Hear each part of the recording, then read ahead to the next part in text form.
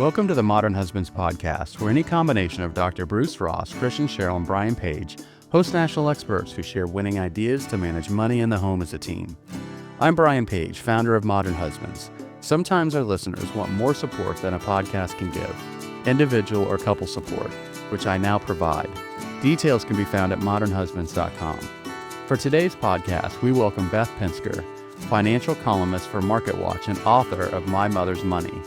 Beth shares the critical steps couples should take to prepare for financial caregiving, whether it's naming a guardian for your kids, planning for your parents' future, or managing the complex realities of blended families. She also unpacks how to balance caregiving responsibilities with work, retirement goals, and staying connected as a couple. Enjoy the show. Beth, I'm really excited that you joined us today. Thank you. Thanks for having me. I was really interested when I saw your book being pre-released, or at least advertised, I should say, My Mother's Money, which I got an advanced copy, and I'm not all the way through it, but I have read some of it, and I'm actually going to read it for myself because my father is going to be 80 in November. And I want to make sure that I'm working through this the right way. I'm lucky. My dad's extremely conscious about handling the transition process and talking about money, but it's such a high stakes thing that is, frankly, comes at what you could argue is one of the most emotional periods of your life. And so when I saw this book from, obviously a great journalist, I thought, wow, this is going to help me personally. And I wanted to have you on because I feel like that this is going to be really helpful for our listeners. So thanks again for joining. Well, thank you. You're exactly the kind of person I wanted to read this book and to help, because I always use my life in my personal finance writing as a cautionary tale. And when I was going through this, it was so hard. And I'm an expert, right? I have training as a certified financial planning specialist and as a retirement columnist for Marketwatch. And all of it was so hard for me. And so I really wanted to get down and dirty and into the weeds and detailed about all the stuff that you need to know and put it together in a story so that people can understand it. And in that way, that it would be like a wake-up call for people of our generation and people of the older generation and people of a younger generation, that we all need to work together to make life a little bit less messy for all of us. Because you could be cruising along like I was, just minding my P's and Q's and doing like all the things I needed to do for my retirement and my, daily setup. And then I get this call out of the blue, my mom is having a surgery and she needs help. And I think that happens that way for a lot of families. Sometimes it's a diagnosis that's really serious. Sometimes it's a fall. Sometimes it's a heart attack. And you never know when that phone call is going to come. And if you don't do some things ahead of time, when that phone call comes, you could be really stuck. And so if I can help people ahead of time, like you're at a stage where nothing bad has happened yet, but you have time then to do a few things to make sure that your life is less bad later on. And I think that's really important to try to help people to get to. Well, and you're uniquely positioned to write this book because very few columnists are certified financial planners. And presumably most of our listeners know that designation means that, you are a fiduciary, you put the interests of others ahead of your own, but it also means that, your educational background is comprehensive and actually it is appropriate and ideal for what you wrote about. So the combination of the two is also something that intrigued me. Now, with all of that said, my understanding is, based on our conversations, is that the book, My Mother's Money, is rooted in personal experience. So what prompted you to write it, and why is financial caregiving an issue couples need to think about before it becomes a crisis? I think I had used my story because I was going through it and I had columns due, and it was the only thing I could do. Like, I'm sitting bedside at my mom's hospital, and I had a column due. I'm like, what am I going to write about? And I looked up and I'm like, oh, I'm going to write about this because this is what's happening to me now, and this is all my brain has space for. And those columns really touched a nerve with people. I was writing about things that so many other people were experiencing that they didn't know how to get through.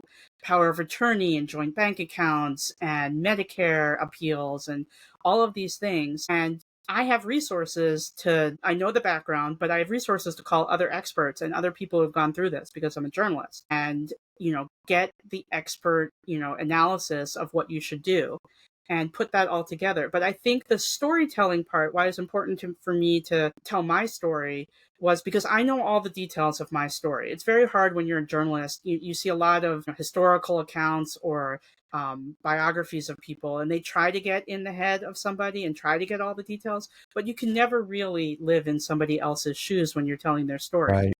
And Right. I knew all the details, and my mom is gone. It doesn't really matter what her, Medicare supplement cost anybody anymore, but that information could help somebody. So I used real numbers in my book because people need help with specifics and not generalities. And they need details and they need to know how it all fits together and why it all fits together. And if you don't have enough specificity in the story that you're telling, people can't follow. They can't hold on to the narrative because there is no narrative. And so I really Mm. wanted to tell a story with a lot of detail, with real numbers, with real things that people go through, and explain to people why all of this stuff is important and how it all fits together. Because, you start at point A, wherever your point A is, and you have to know all the steps along the way to point Z when you're at point A. And that's really hard for a lot of people because if you get halfway through and you don't have something that you needed at the beginning, you're locked out and it gets really difficult. You end up in court, you end up with a lot of legal fees, and you could have made that so much easier for yourself if you knew what you were getting into at the beginning. And my job as a writer was to get people engaged enough in the story to understand what they needed to do right now. And as you're sharing this, I think what's occurring to me is that you're taking something that maybe I'm in the minority. Preparing financial documents and legal paperwork is not at the top of my joy list, but you are taking real life examples as to why it should be prioritized and you should be motivated to get it done. I think in part one of the challenges that I've faced up until recently, as my brother and I have been talking to my 80-year-old, or soon to be 80-year-old father, is that you don't know what you don't know. And so whether it's for your kids or your parents or yourself, what are the key legal and financial documents and considerations that couples need to have in place? Yeah, and it goes beyond just a couple because, you don't live in a vacuum. And you can say, okay, your dad is your dad and you'll take care of things. But your dad matters to your wife because if you have to go and take care of that, she still exists and lives in the household. And it becomes That's a a great problem for point. everybody. So, it's like the whole point about COVID, like somebody coughs at one end of a subway car, the person on the other end of the subway car needs to be concerned about that. Like you're not that Yeah. far away from the trouble. I found going through all of this that the documents and protections and setup you need for when somebody is sick is a lot more important than the stuff you need for after they die. And a lot of people skip that. You think like having your last will and testament is kind of like Kleenex. It's like a brand name. It's like we focus on people needing a will, but I found that power of attorney was the most important thing that I needed. And another thing that couples need to consider with power of attorney, it's like literally just one document. It takes 10 minutes to fill it out. I literally did it for a relative the other day. And we sat on the couch. We did it on my phone. We printed it out and they took it to a notary and it was set. It was done. We're finished. It took us all of 10 minutes. And if you didn't have that document and you needed it, it would take you 6 months and $18,000 in court fees and legal fees. Like you make the call on that one. Would you rather take 10 minutes and sit on the couch with your elderly relative and get the power of attorney form set up? Or would you rather pay $18,000 and go to court to become their conservator? It's a choice people make. And, you gamble if you don't do it. Maybe you won't end up needing it. Maybe everything will be fine. Maybe your loved one will have a heart attack and die immediately and never be sick. But that's not always what happens. And a lot of people end up in court, at probate court, trying to get access to a loved one's bank accounts, trying to be able to write checks on their account to pay for their mortgage so that the person doesn't get evicted in the middle of being sick. So power of attorney for everybody over 18 and a healthcare proxy for everybody over 18.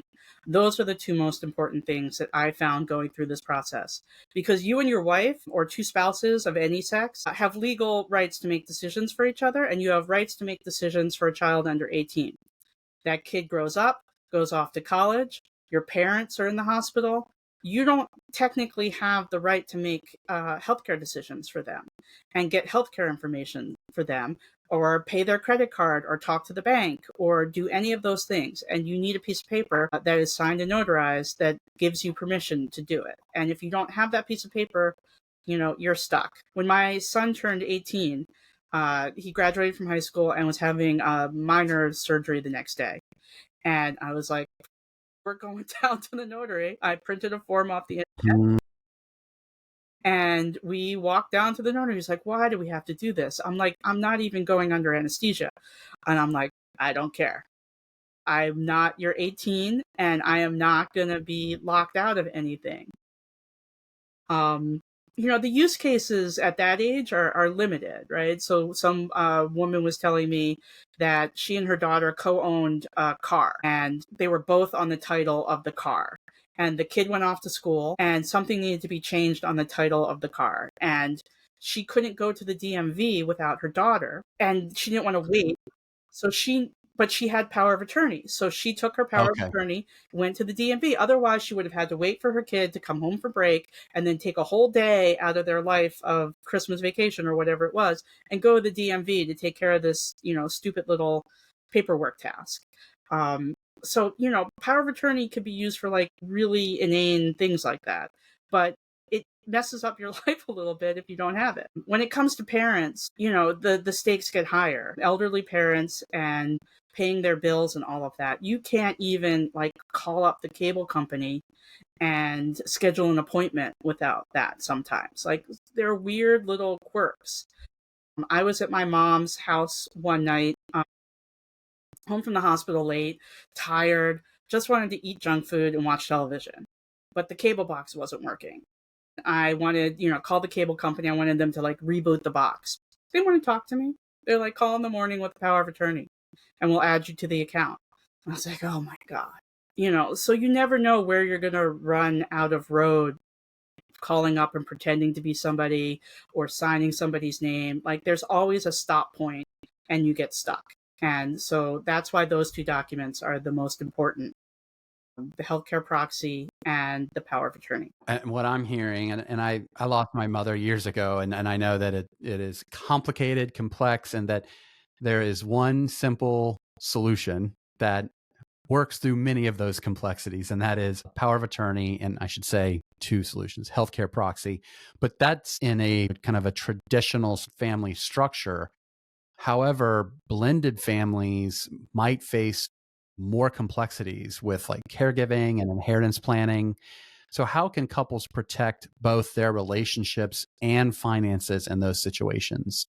Yeah, blended families present a lot of complications with the passing of assets and the moving around of assets. And in this circumstance, the same power of attorney would apply for somebody who's ill. You want to be really specific in that case of who is in charge of making those decisions and who has access to bank accounts and so forth. A lot of people don't update those things and they forget about them. Same with beneficiaries on accounts. There are so many ex-wives who inherit money when a spouse dies and they just haven't updated, the designations.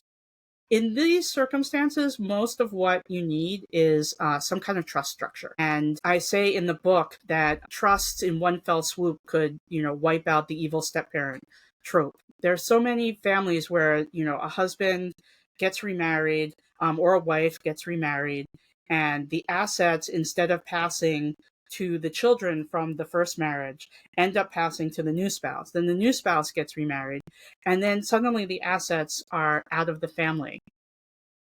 In the Mm. book, I referred to this Netflix teen series called The Summer I Turned Pretty. I don't know if you're familiar with that one. Uh, but the It house.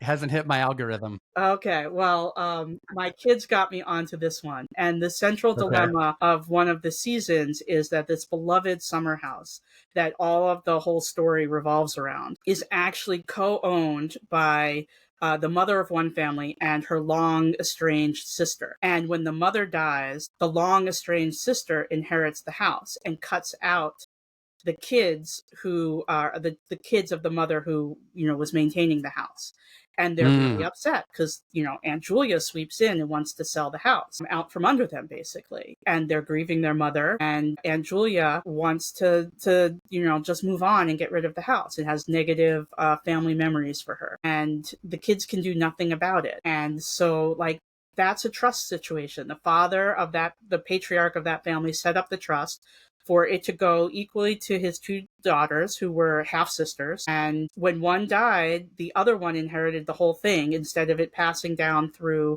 the lineage of whoever were her offspring. And the only way to keep track of where you want things to go in a blended family situation is to be very clear in a trust setup. These assets go to the children from my first marriage. These assets go to the children from my second marriage. These assets are reserved for my current wife, and then after she dies, they go to whatever place they go to. And you need that kind of trust set up in order to maintain the where you want that money to go.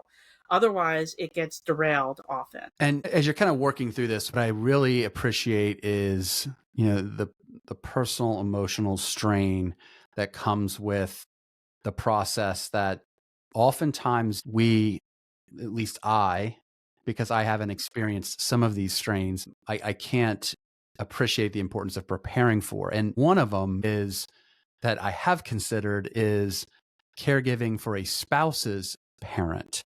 So this is where it can become, in a marriage, particularly challenging, is what would happen if an in-law wanted to move in, or your spouse wanted the in-law to move in to be that caregiver. How do you address that? How do you structure healthy boundaries?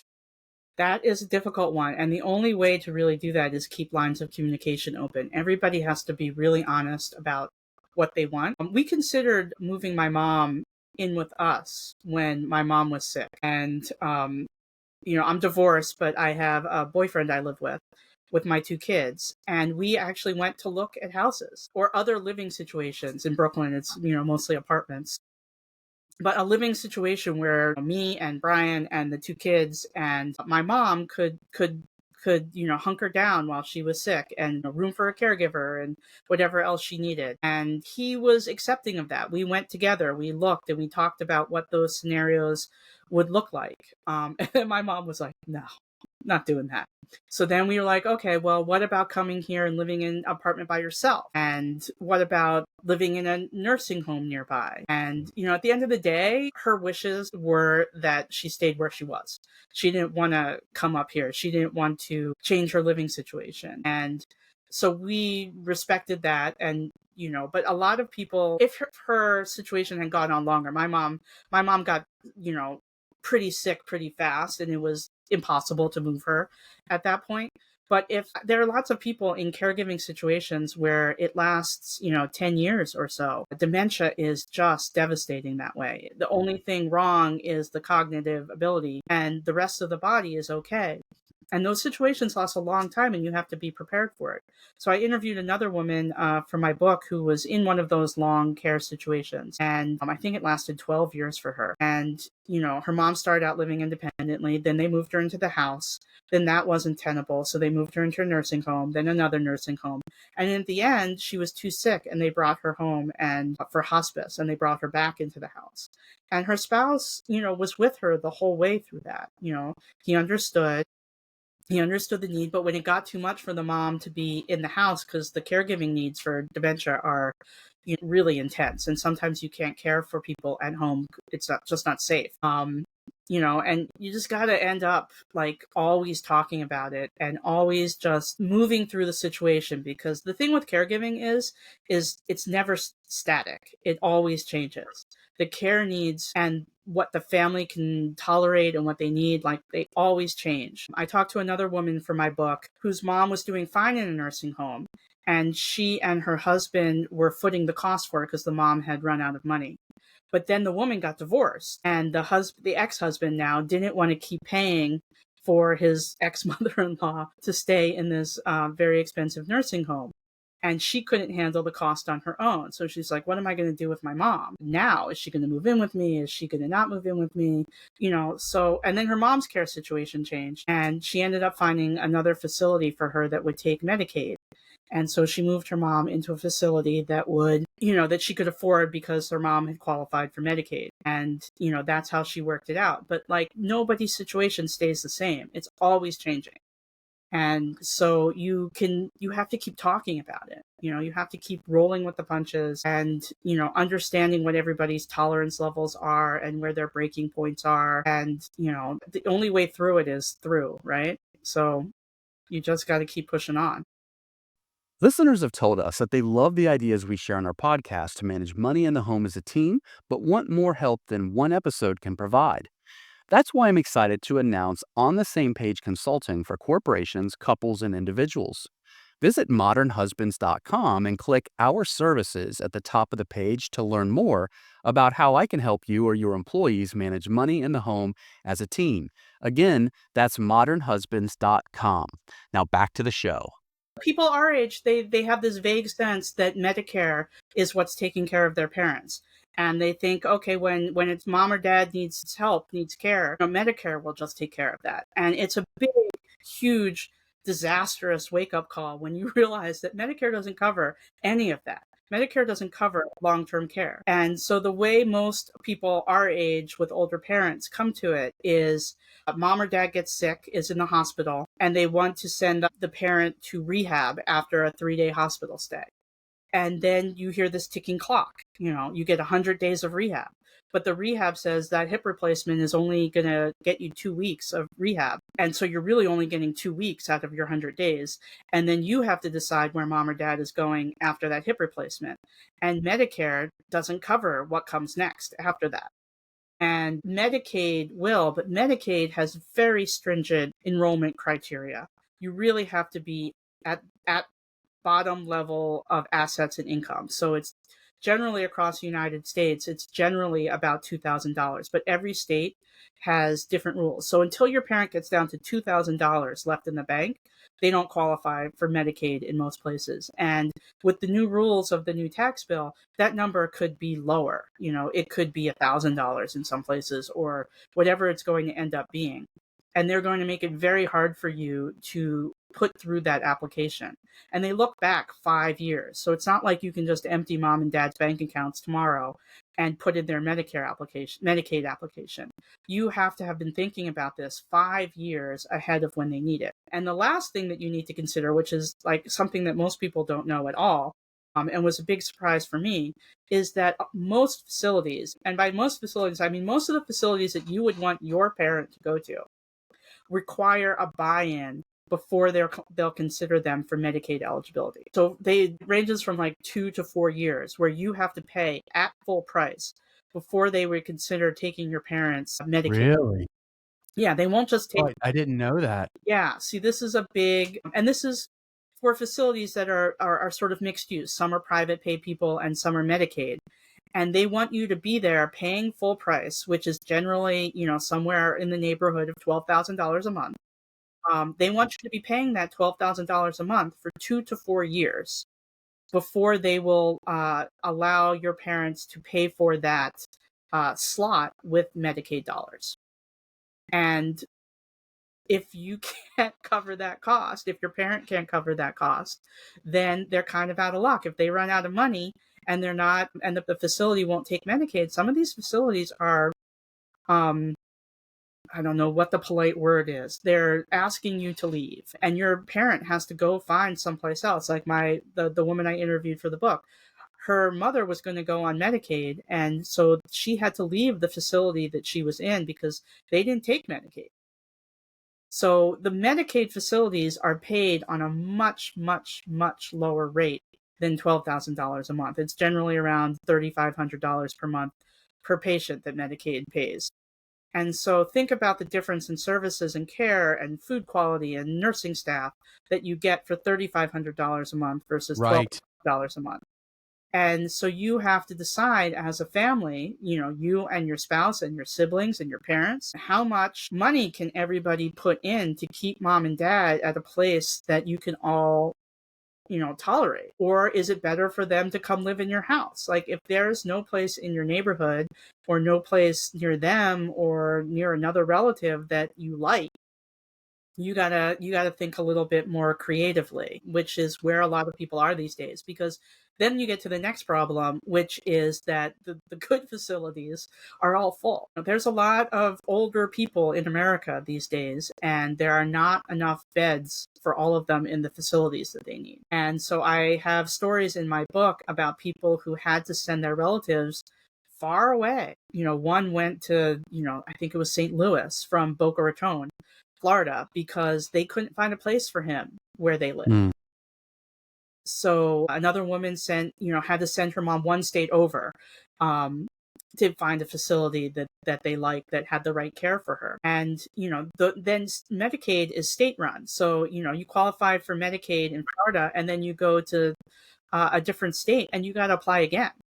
And that's, a Medicaid application, I've been told, is, hundreds of pages. I was talking to one a state attorney who files Medicaid claims for people. His problem is that the upload system for Medicaid only allows a certain amount of pages, and all Medicaid applications are larger than that amount of pages.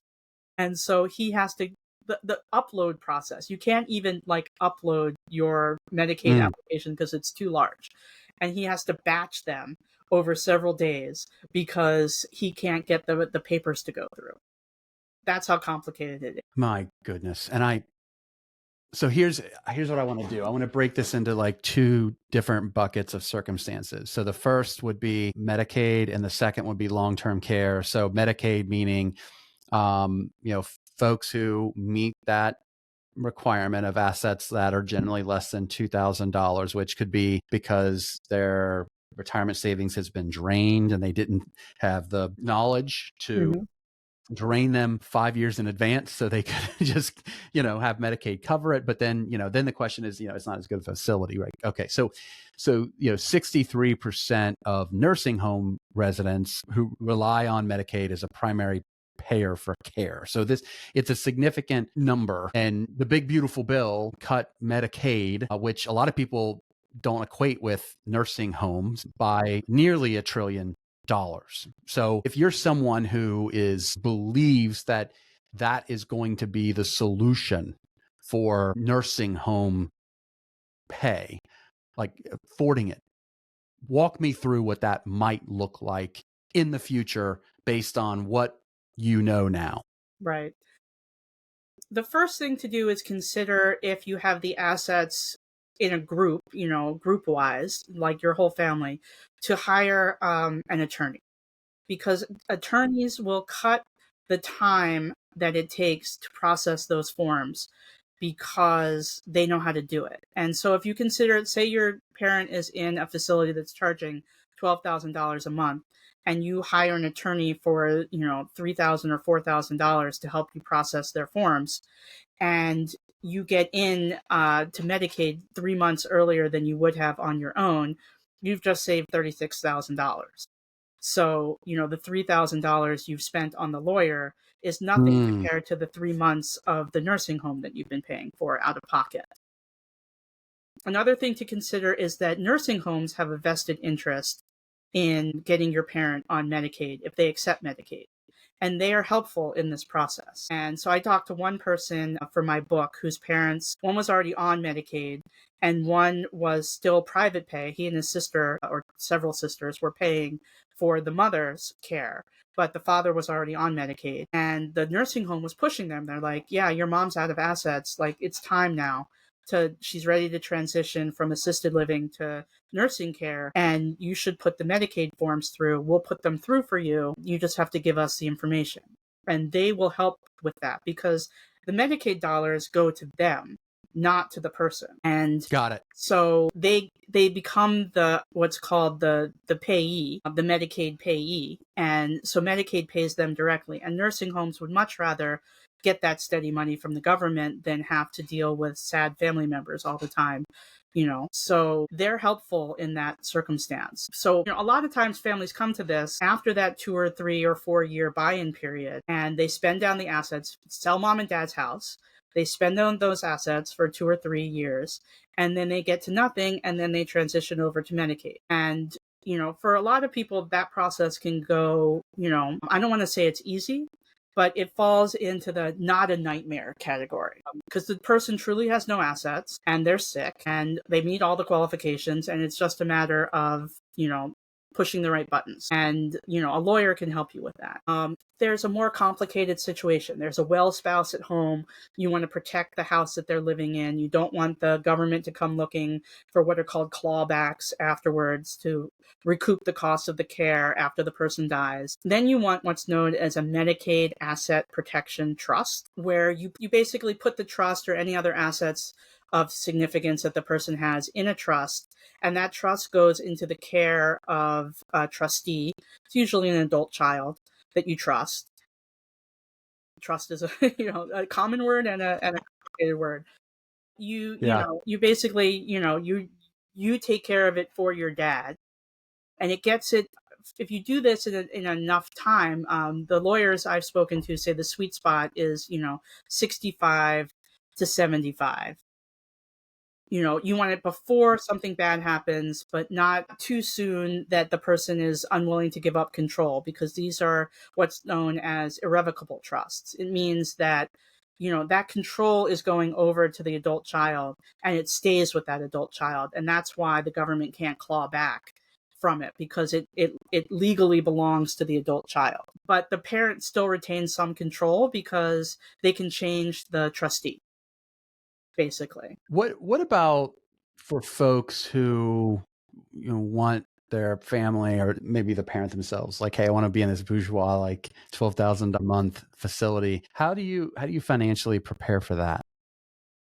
That is a matter of math. It's complicated math too. It's not just addition and subtraction, because you have to account for growth at the same time you account for expenses. And those expenses change over time. So you need to run what we call in the financial planning business, Monte Carlo simulations. You need to have a degree, you end up with like a degree of success.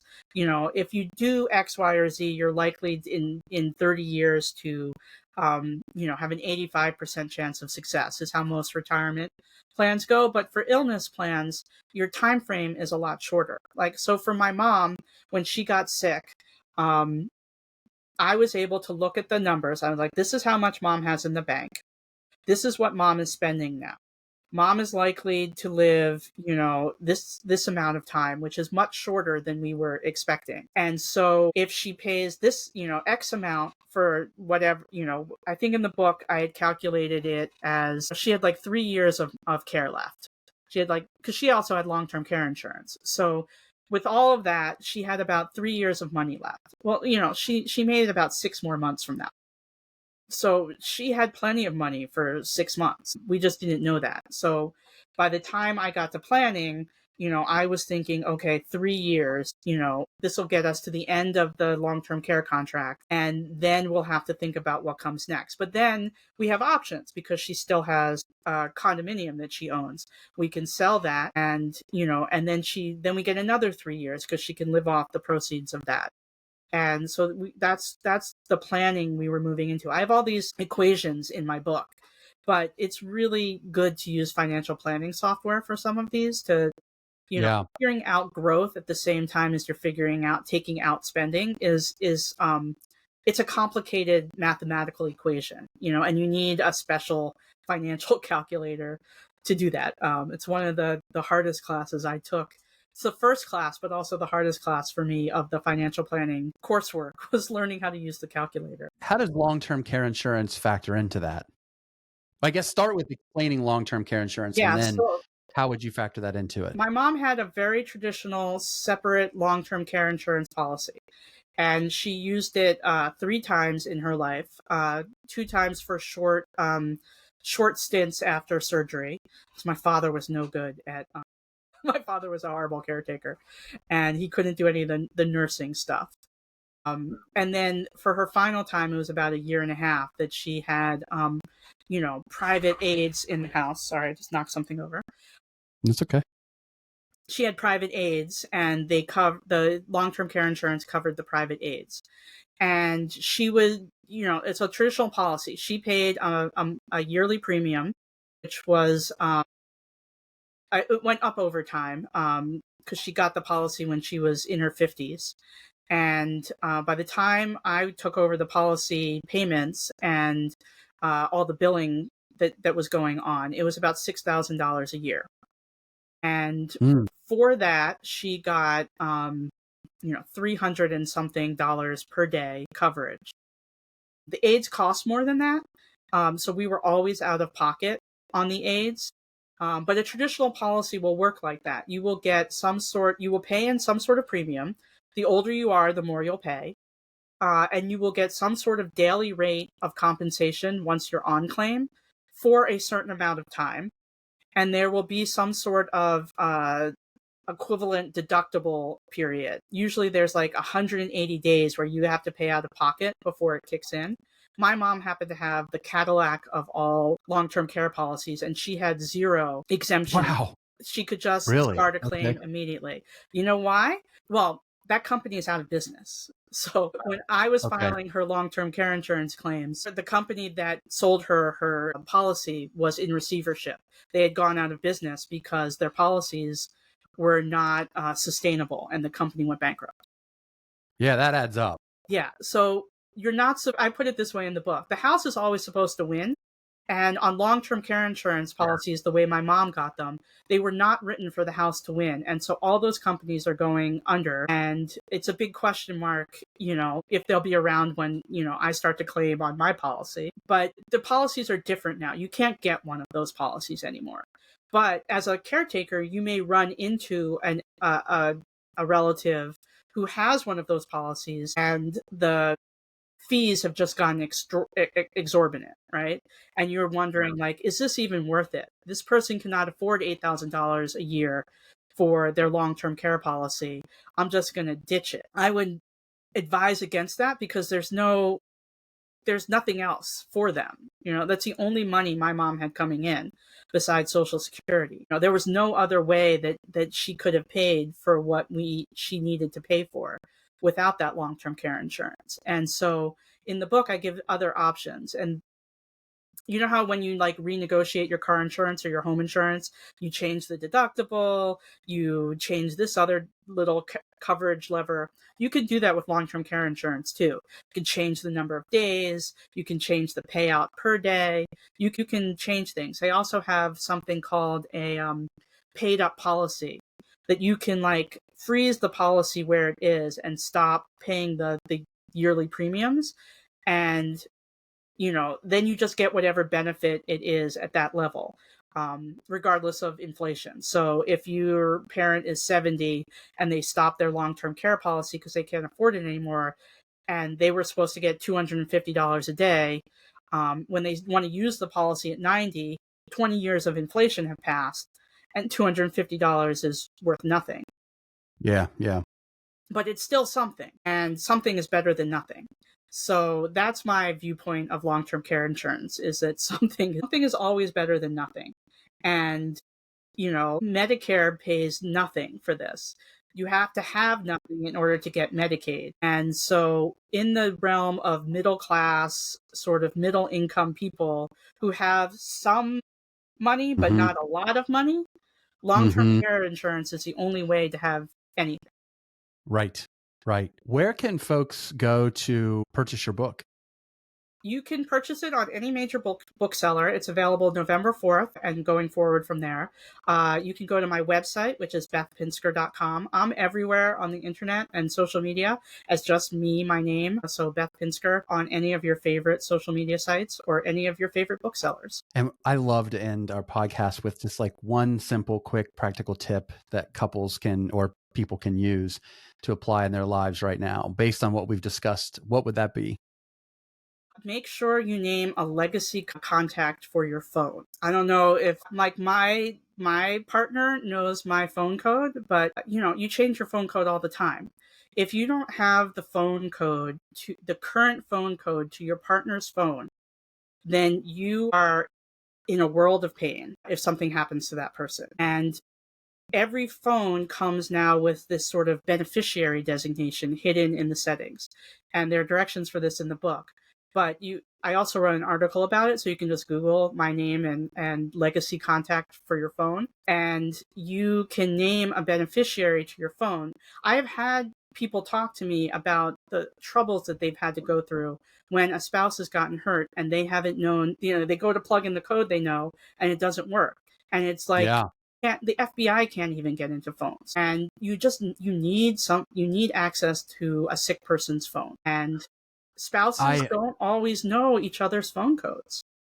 I am blown away by that because just yesterday my dad called to tell me he took care of that proactively. My Oh, dad's wow. amazing.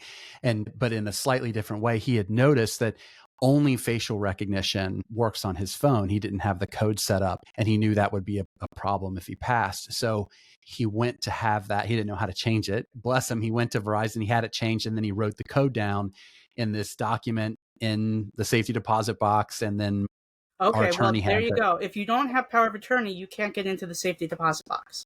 Yes, there you go. Yes, Never yeah. put anything important in a safety deposit box. But just having the passcode and writing it down isn't enough. There is an actual Okay. button, there's an actual setting under settings to name a legacy contact the way you would name a beneficiary on your 401k.